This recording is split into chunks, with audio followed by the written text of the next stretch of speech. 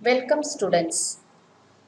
In this video, I am going to explain you about chapter 5 Traders to Rulers. Let me give you an overview what you are going to learn from this video.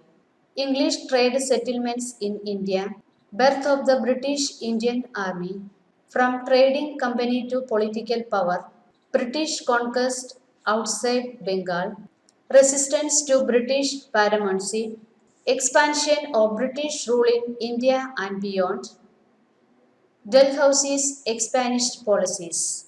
Europeans carried on trade along the overland route to the east until the mid 15th century when the Turks blocked these trade routes.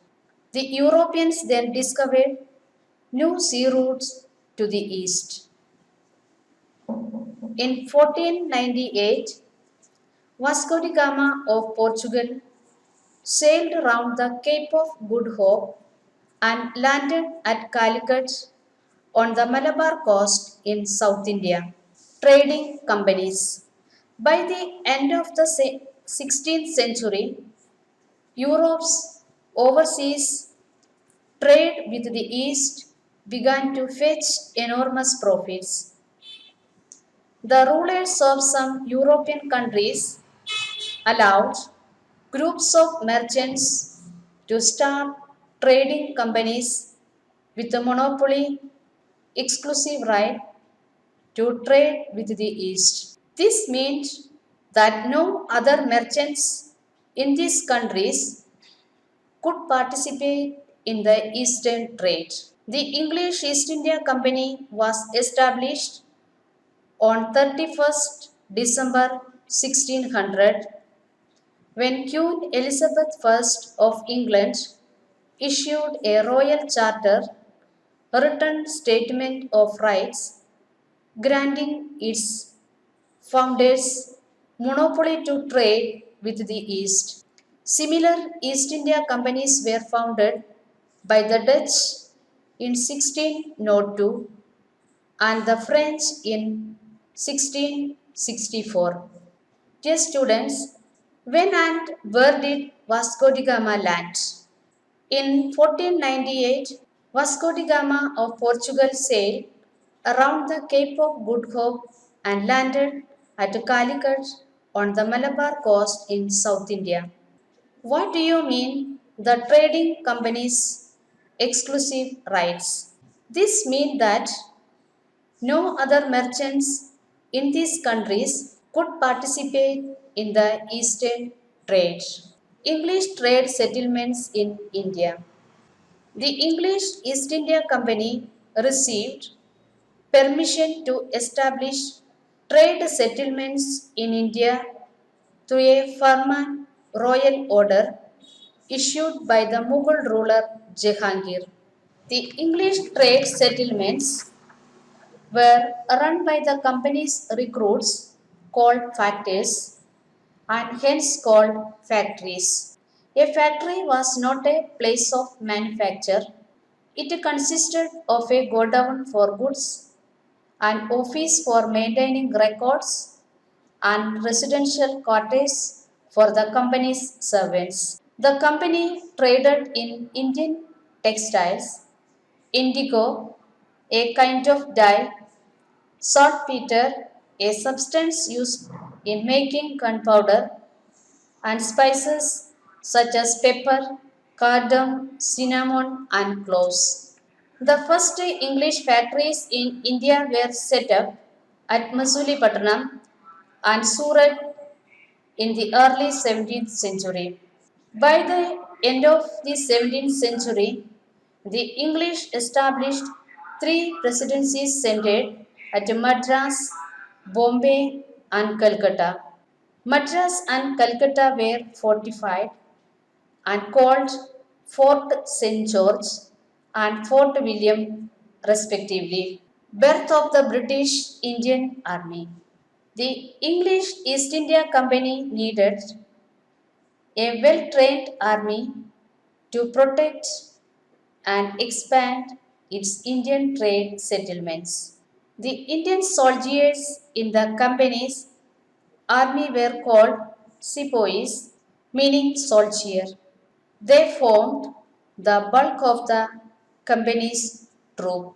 Next slide, we are going to learn Anglo-French rivalry. Around the middle of the 18th century, English and French trade interests clashed in the Carnatic in South India. Between 1744 and 1763, the British and the French were involved in two wars in Europe. These factors led to three major wars in India called the Carnatic Wars. First Carnatic War. This war was an echo of a war in Europe in which Britain and France took opposite sides. Second Carnatic War. British and French involvement in the local politics of Hyderabad and the Carnatic caused the Second Carnatic War. The French and the English took opposite sides in these wars. The British succeeded in installing their candidate on the throne of Arcot, while the French installed their candidate at Hyderabad. Third Carnatic War. This was a result of the outbreak of the 7 Years' War in Europe. Just after the Third Carnatic War began, the British made substantial gains in Bengal and Hyderabad. These gains helped them to defeat the French at Vandivash in 1716. The French lost all their Indian possessions. These were restored to them by the Treaty of Paris, which ended the 7 Years' War. The French lost the right to fortify their Indian settlements. The British colonized India with the help of the company's well equipped, well trained, and disciplined army. From trading company to political power. Conquest of Bengal. The first step towards British political supremacy was their conquest of Bengal. Foundation of Calcutta. In Bengal, the English East India Company established its first trade settlement at Hooghly around 1651. Its trade flourished here. In 1690, Job Charnock established an English factory at a place called Suknoti. The fortified settlements of Fort William, along with these three villages, later came to be called Calcutta. Next is conflict between the company and the Nawab of Bengal. Trade in Bengal fetched enormous profit for the company, as goods from Bengal formed much of the English imports from Asia. The company had the right to duty free trade, but the company's servants misused this right. They carried on illegal private trade and did not pay the trade duties payable by individual merchants. This caused a heavy loss of revenue to the Nawab of Bengal, who grew hostile to the company. Till the mid 18th century, Nawab Murshid Quli Khan and Nawab Ali Vardi Khan of Bengal kept strict control over the European traders and resisted the fortification of European trade settlements. Siraj Dawla succeeded Ali Vardi Khan as Nawab in 1756. He drove the English out of Calcutta for expanding fortifications against his orders and misusing trade rights. But Robert Clive soon took charge of the company's forces in Bengal and restored the company's earlier position and trade privileges by treacherous means. The next slide, we are going to learn about the Battle of Plassey. Clive bribed some of the important members of Siraj's court, including the General Mir Jafar. Clive's interviews ultimately led to a battle at Plassey in 1757. Mir Jafar withdrew his troops from the battlefield. Siraj was defeated and killed. The company made Mir Jafar the new ruler in return for a large sum of money, the Zemindari of 24 Parganas in Bengal, and right to free trade. The victory at Plassey transformed the company from a mere trading institution to a political force in Bengal. It also exposed the weakness of the Indian political system and began the process of British colonization of India. Children, can you say what is the significance of Battle of Plassey? The victory at Plassey transformed the company from a mere trading institution to a political force in Bengal. And it also exposed the weakness of the Indian political system and began the process of British colonization of India. The next slide is Battle of Buxar. Mir Qasim placed limits on the trade privileges of the company. The company declared war on him and defeated him in 1763. Mir Jafar was restored as the Nawab of Bengal. Mir Qasim entered into an alliance with Nawab Shuja Dawla of Oudh and Mughal Emperor Shah Alam II, who was then living in Oudh. The British defeated the combined forces at Buxar in 1764. By this victory, the British established unquestioned authority over Bengal and considerable influence over the ruler of Oudh and the Mughal emperor. Now let's see what are the results of the Battle of Buxar.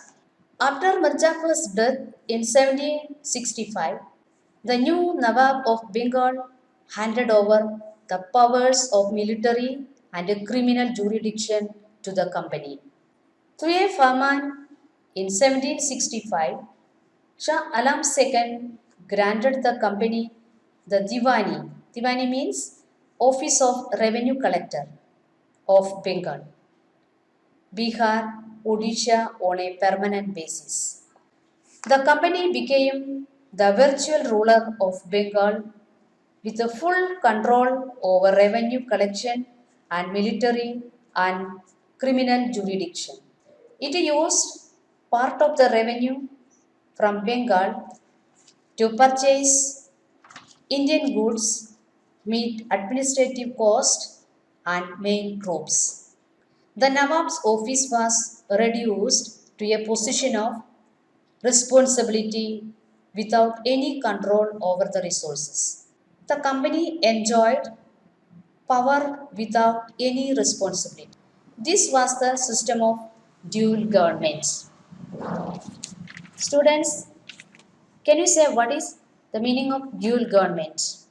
This system characterized by the rule of two, the Nawab and the company.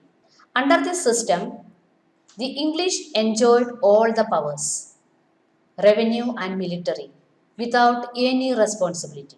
Nawab was the responsible for the welfare of his subjects. Bengal suffered under this system. Increasing oppression by the company's servants forced many people to abandon their lands and flee into jungles. This continued even when a severe famine struck Bengal in 1770. In 1772, Warren Hastings became the governor of Bengal. He ended the system of dual government and brought Bengal under the direct control of the company. Children, can you say who ended the system of dual government in Bengal? Warren Hastings. He ended the system of a dual government in Bengal. British conquest outside the Bengal. Mysore Wars. The territorial expansion of Mysore under Hyder Ali alarmed the company, the Marathas, and the Nizam of Hyderabad. Moreover, the company wanted control over the French port of Mahi, which was Mysore's only outlet to European trade. First three Mysore wars. Hyder Ali won the first Mysore war. He died after a defeat during the second Mysore war, and his son Tipu Sultan carried on the war until peace was made. Tipu Sultan's friendly relations with the French, his attempts to restrict British spies, trade in the Malabar coast, and his attack on Travancore, the only source of pepper for the British, led to the Third Mysore War. Now, here we finished the Mysore Wars. And next, we are going to see the subsidiary alliance. In 1798, Governor General Lord Wellesley introduced the system of subsidiary alliance to establish British supremacy in India and remove all traces of French influence. The Nizam was the first ruler to accept this alliance. A ruler who accepted the subsidiary alliance had to maintain British troops at his own cost or cede some territories for the purpose. And next, expel all non English foreigners from his state. And third point, allow the British to supervise his relations with the other Indian states and accept a British resident in his court. Next slide, you will see Fourth Mysore War. Tipu Sultan's refusal to accept the subsidiary alliance led to the Fourth Mysore War. The Nizam joined the British against Tipu. The British annexed large part of Mysore and gave the Nizam a share of the conquest. Subjugation of the Marathas. In the 1770s, an intense power struggle began among the Maratha chiefs. Taking advantage of their disunity, the British interfered in the internal affairs of the Marathas. This led to the three Anglo Maratha Wars. The first two Anglo Maratha Wars. The British failed to make any substantial gains in the first Maratha War, but the second Maratha War they succeeded in weakening and isolating the Maratha chiefs. British paramountcy before Third Maratha War. Before the outbreak of the Third Maratha War, the British concluded a treaty at Amritsar with Ranjit Singh, the ruler of Punjab. Ranjit Singh and the British agreed to restrict their territories to the west and the east bank of the Satluj, respectively. The chiefs of Rajputana were forced to sign subsidiary treaties. Thus, on the eve of the Third Maratha War, the British had emerged as the paramount or supreme power in India. Third Maratha War. The Third Maratha War broke out when Peshwa Bajirao II tried to organize the Maratha chiefs against the British. Bajirao was defeated, deposed and pensioned off to Bitur near Kanpur. The office of the Peshwa was abolished. The state of Satara was carved out of Bajirao's territories and placed under the rule of a descendant of Shivaji. Each of the Maratha chiefs was made to sign the subsidiary alliance. What were the outcomes of the Anglo-Maratha Wars? The question, what were the outcomes of the Anglo-Maratha Wars? Peshawar Bajirao was defeated, deposed and pensioned up to Bitur near Kanpur. The office of the Peshwa was abolished. Each of the Maratha chiefs was made to sign the subsidiary alliance. Expansion of British rule in India and beyond. Afghanistan and Sindh. In the 1830s, fearing a Russian started interfering in Afghanistan's internal affairs. This resulted in expensive Anglo-Afghan wars between 1838 and 1842.